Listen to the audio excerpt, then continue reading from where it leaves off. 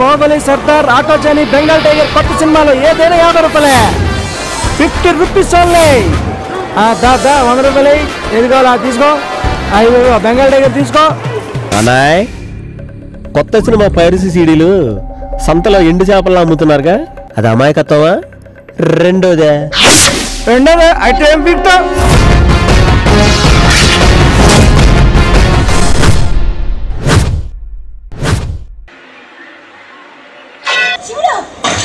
అమ్మో, బాహుబలి 2 కూడా ఇలానే చూపిస్తా. ఓకే,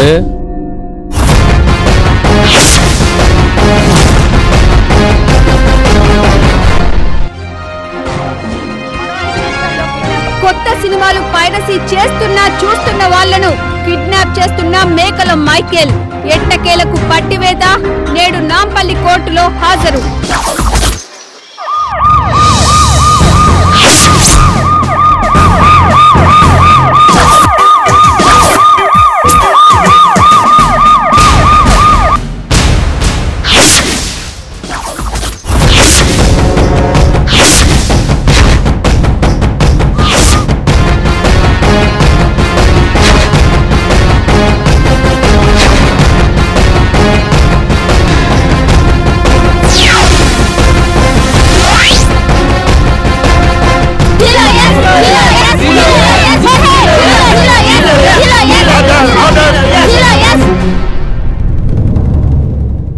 మీ పేరు?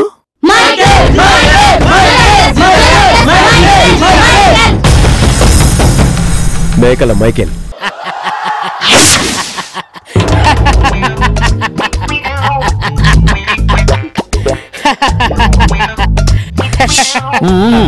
సారీ మిలాట్.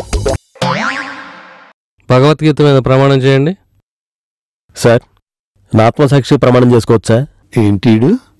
పరలోకమునందున్న నా ప్రభువా,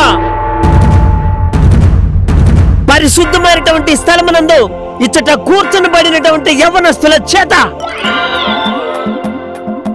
యవనస్తుల కొరకై హల్లెలూయా సత్యమును పలికించుడి, న్యాయమును గెలిపించుడి.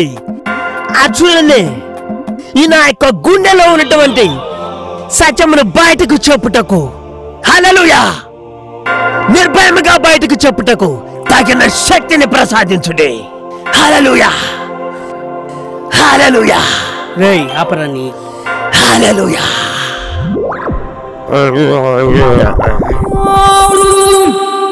ఏయ్, ఏంటి ఇలా భయపెట్టావు? ఇదే మా ప్రమాణం. కొత్త సినిమాలని పైరసీ చేస్తున్నారని మీరు చాలా మందిని కిడ్నాప్ చేశారు.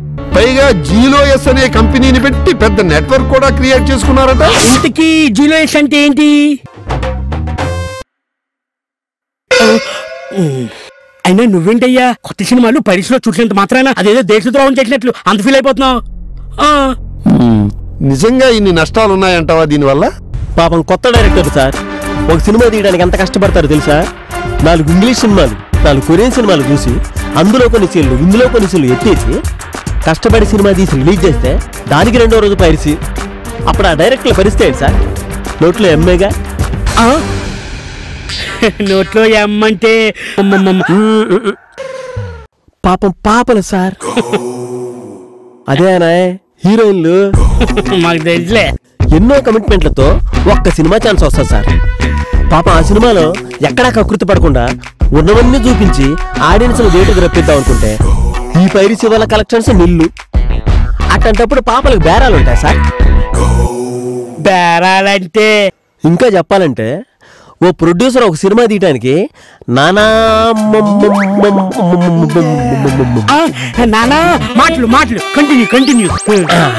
మాటలు నానా మాటలు పడి ఒక సినిమా తీస్తే దానికి పైరసీ వచ్చి వ్యాపారం బొక్క.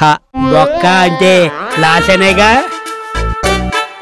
అనాయ్, నువ్వు గాని బ్రదర్ అనిల్ కుమార్ దగ్గరికి వెళ్తే బీభత్సమైన ట్రాన్స్లేటర్ అవుతావు అనాయ్.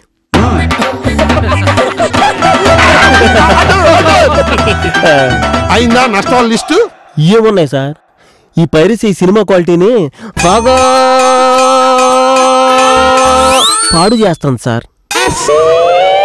అంతెందుకు సార్, మొన్నటికి మొన్న మా పక్కింటి ఆంటీ ఈగ సినిమా పైరసీలో చూసి దోమ సినిమా చాలా బాగుందన్నా సార్. అది విని నేను నోటితో నవ్వలేకపోయాను. అయినా ఇన్ని నష్టాలు వస్తున్నప్పుడు సినిమాలు తీయడం ఎందుకు? ఇంకేదైనా వ్యాపారం చేసుకోవచ్చుగా. ఒక మనిషి దొంగతనం చేయకుండా తన కష్టార్జితంతోనే బతకాలనుకుంటాడు.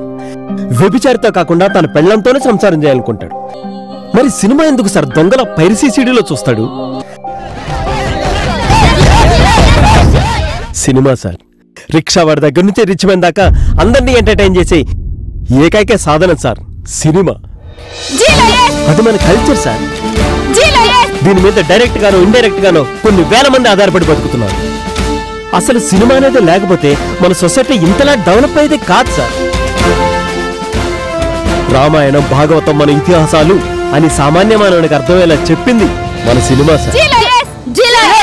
అలాంటి సినిమాకి ఎయిడ్స్ లాంటి పైరసీ భూతాన్ని అంతం చేయకపోతే మనల్ని మనమే మోసం చేసుకుంటూ బతుకుతున్నట్టే సార్.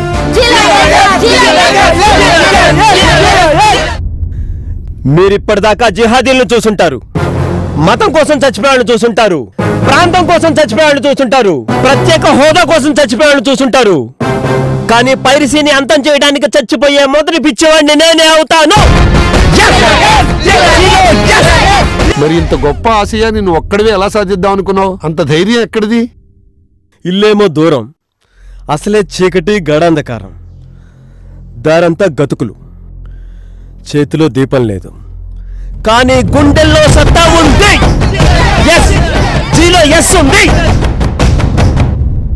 సినిమాని కాపాడుకోవాల్సింది సినిమా.